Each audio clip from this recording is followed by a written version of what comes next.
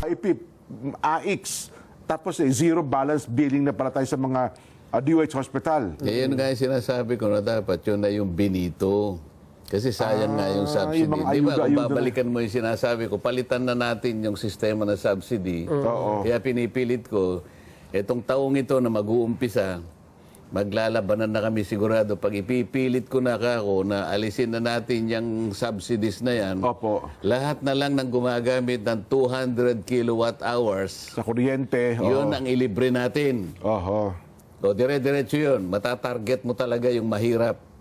O kahit na halimbawa, pagpalagay natin yung median ay 2,500 pesos. Yun ang kanyang naililibre sa bawat buwan. So hindi lang minsan, every month, kung 2,500 yung kanyang katapat na billing, yung 200 kilowatts, yun ang diretsong pupuntang benepisyo para sa kanya. Hindi magiging pogi ang politiko doon, Sen. Wala Wala nang papogi doon. Wala nang papogi, wala nang pasikat. Diba? Wala pang corruption. Bakit? Diretso sa kanya. Opo. So, matatarget mo ngayon. Hindi kagaya ngayon, 61 billion na AX, maipip 51 billion, tupad 22 billion. Pero tingnan mo yung survey ng SWS, kalahati ng populasyon sasabihin, mahirap pa po kami. Ayun ang nangyari sa binibigyan ng subsidy. Kahit kailan hindi nagiging makatotohanan. Maaring umaabot sa konti lang. Pero hindi effective, ano? Hindi. 55% ng populasyon mo nagsasabi, mahirap kayo. Ano yung bilyon-bilyon na tinutulong mo? Wala nga eh. Paano nila ipapatupad yung provision sa budget na walang anti-EPAL provisions daw po. Kagaya ng guarantee letter, nung isang araw ay sinasabi ni Secretary Herbosa na wala na pong bisa yung mga guarantee letter. Maliban ng abunuhan mismo ng politiko ng issue niya. Doon manggagaling sa kanila. Didirekto na nga daw yun sa zero balance billing. Paano nga nila gagawin yun? Yung DSWD. Sino mag-identify na bibigyan ng AX? Pupunta kay Kapitan. Siya ang nakakalam kung sino yung mahirap. Si Kapitan, kontrolado ni Mayor. Si Mayor, kaibigan ni Gobernador. Si Gobernador, kaibigan niya si Congressman. Siyempre po. Iunahin natin yung mga bata natin. Di ba? Paano mo sasabihin na, pagkatapos, sila yung magpapahiram ng lugar kung saan magbibigayan ng ganito. Kontrolado ni Mayor yung gym. Ayaw nyo kong i-involve dyan. Diyan kayo sa kalsada magbigayan. Bahala kayo sa Sino may control nung bawal doon kasi mga tarpaulin. Multipurpose hall. Wala nga tarpaulin. Hindi maglalagay ng tarpaulin pero magbibigay sila ng papel nakalagay yung pangalan ni Congressman. May slip na ano. Okay, saan nyo gaganapin? Doon po sa barangay hall na pinatayo ni Kapitan ganito, kay ni Mayor ganito. Hindi pwedeng hindi gagawa ng paraan yan dahil patronage yan talaga. Yan ang sistema na dapat maalis sa bansang ito. Pero sa latest, di ba, Nelson, may nag-file na raw po ng petition sa Supreme Court. Mukhang kukwestiyonin itong unprogram funds. May nag-file na. Nag-file lang. Kailan matatapos yan?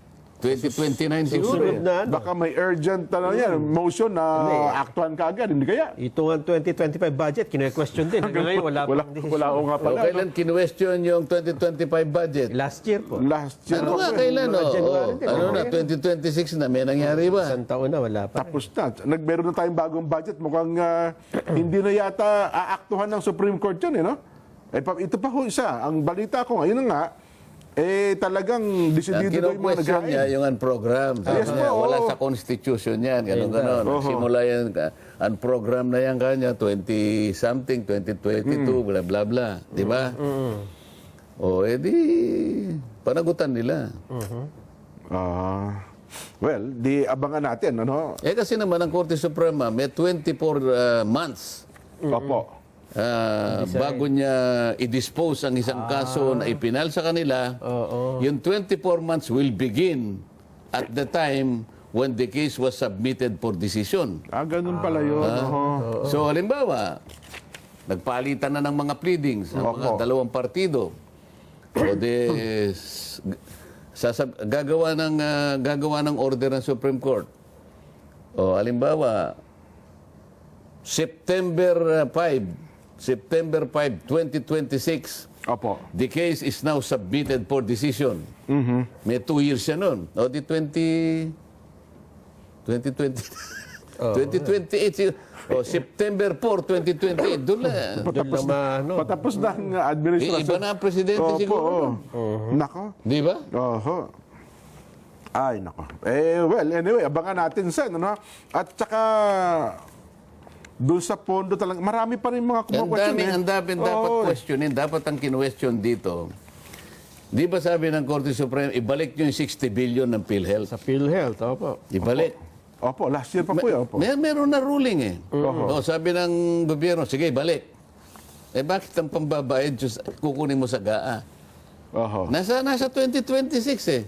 Nilagay nga po doon. Idinagdag. O, di ba dinobli mo yung ano? Di parang, Jen, Opo. nagbayad ka ng Netflix 2 beses sa isang ano? Ganun nga po sa isang nangyari buwan. yun. Oho. Di ata pwede, di ata tama yun. Mukhang naisahan ako doon, sabi nga noon. Naisang ka sa ibabalik mo yon eh. Pero ibabalik, tayo pala bang, tayo na naman ang ano? Dapat hindi sa GAA kinuha. Yung talagang kinuha, kasi ipinasok doon, dapat talagang mismong kinuha. Yung pera natin, ibalik mo, Oo, di ba? oo. Nasaan ba yun? Ba't mo, okay, balik natin, pero nilagay sa GAA. Ang magbabalik ngayon, taong bayan ulit. Hindi lamang yun, yung PDIC. Oho. Yan pa. 107 billion kinuha sa PDIC. Isa pa po Ano yun. ano ba yung function ng PDIC, yung kung tawagin yun ay Deposit Insurance Corporation. Insurance Fund. Opo. Anong function nun? Ada pagka po... Insurance Deposit Fund. Opo. Yun ay pang ano eh. Yun ay pantakip kung sakasakali may mangyari sa Magsara ng isang bangko. Opo. Di ba? Guaranteed ng isang depositor. Dati Ibabalik. 500,000 lang. Ngayon nata 1 million. 1 million po. Opo. So, meron kang 1 million insurance. So, itong cameraman, meron siyang dineposit na 1.5 million. Nagsara yung bangko, at least yung 1 million, mababalik sa kanya. Hindi naman siya masisiro. Oho. Yun ang function nun. Bakit mo kinuha? Hindi na pera ng gobyerno yun. Alam mo yung pera yun ng depositor at pera rin yun ng bangko. Yes. Kina-counterpart ng bangko yun eh. As of 2023, meron tayong about 300 billion. 300 billion na pantakip dun sa meron tayo ngayon na ano eh ano ba sinasabi ng note ko? 3.5 trillion yung estimated insured deposits. Yung buong Pilipinas Opo, to. buong Pilipinas. So 3.5 trillion estimated insured deposit, ang pantakip mo dyan 310 billion. Okay. Kinuha nila yung 107 billion, ang natitira na lang 202. Kasi sa batas merong ano kasi, merong ratio yung dalawa na yun eh. Opo. Hindi dapat bababa sa 5.5% to 8% yung relation ng dalawa na yun. Opo. Nung kinuha nila yon, Ilang porsyento na lang po? umano sa maano pa naman sa 5 bakit ba't kinakailangan palapitin mo dun sa ano na di delikado. tatagilid ka naman unang-una hindi lamang sa tumagilid. Tama ba yung kukunin mo yun? Una, mali po talaga yun. Hindi mo naman pera yun. Tapos ang pinangako mo, we will utilize it for national development. Tapos-tapusan napunta sa flood control. Flood control Ito yung mabigat eh. Kaya nagagalit yung cameraman eh. Sino kayo? Ang galing yung Yung nakaisip pera na. Nakita nila yun, ano? Mga excess fund daw ito. Hindi Opo, hindi ba yung PhilHealth excess Excess fund? fund nga Bakit po. palagi mong tinitingnan yung excess fund? Nakita nila kahit excess na fund, excess fund yun, hindi sa'yo yun. Hindi sa'yo. Halimbawa, Yung yung PhilHealth. kapitbahay ni Nelson, napansin niya, pare, pandahin mo pera, hindi mo naman kailangan yan. Akin na yan. Kukunin mo pa. Tama ba yun? Ayun ang pinipilit nilang panagutan na, pinipilit. Ang sabi raw ng OGCC. Opo, government, Ano yung OGCC, Nelson? OGCC, Office of... Government Corporate Council. Yung Yan, abogado ng mga GOCC. abogado ng mga GOCC. Yes po. Sabi niya, legal yan, sabi niya. Ba? Hindi ko malaman kung anong basis niya sinabi legal. Kung ba sinabi ang daming pagkakataon na sinasabi ng OGCC, legal pero puro mali. Palpak. Oho. Pag sinabi ba niyang legal, ay di wala ka na to. Oho. Hindi lahat ng legal, moral. Yes po. Oho. Di ba? Ito, illegal. Ito lang, isipin mo lang, hindi mo pera yun eh. Aha. Hindi mo pera yun, ba't gagamitin mo?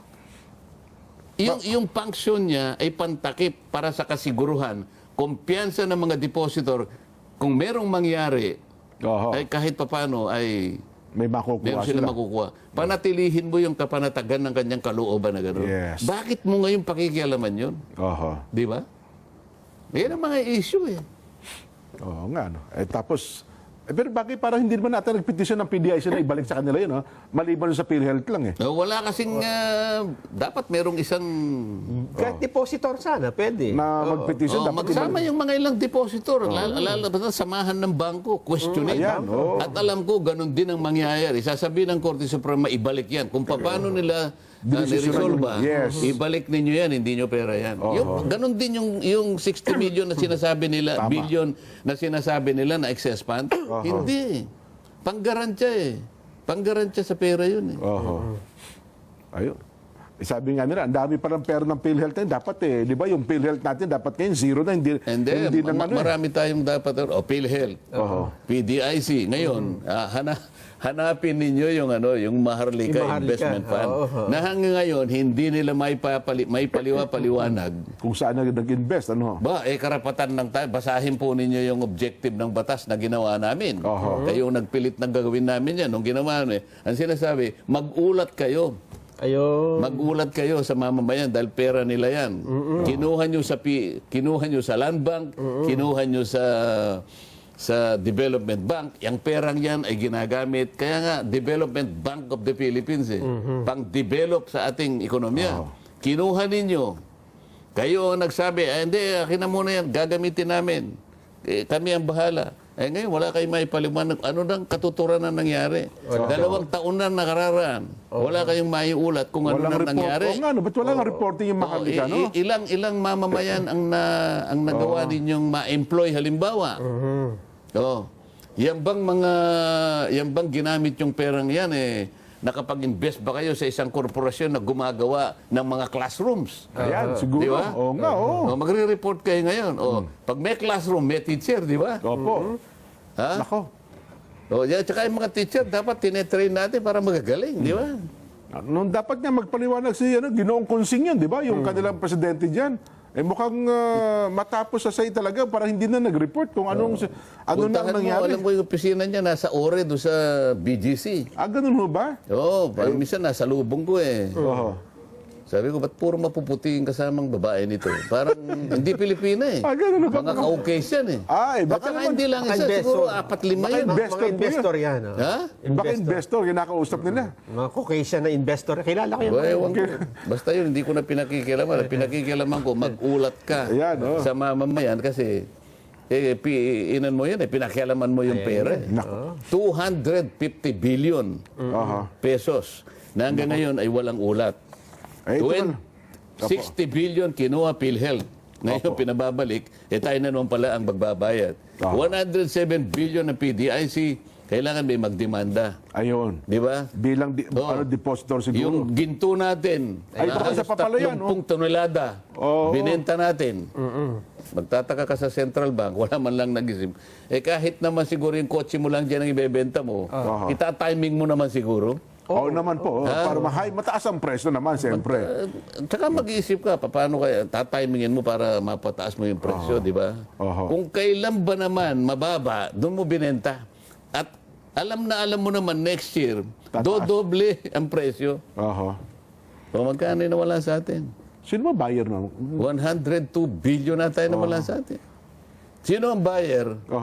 At saan napunta yung pinagbilhan? Ayun na nga po. Baka kakilala din nila yung buyer Hindi kaya? Anyway. Sen, may oras na. Ito, habol ko po itong balitang ito. Baka dito kikita Wala po na tayong sila. oras. Meron pa po, 2 minuto. Sen. Wala tayong Vox Populi. Marami tayong pagbati. Greetings na lang. Ihandaan nyo na yung pagbati ninyo. Opo, ito ihabol ko lang. Nako, baka dito kikita tayo. Ano yan? Bay mantakin nyo, kinumpis ka daw pala kagabi.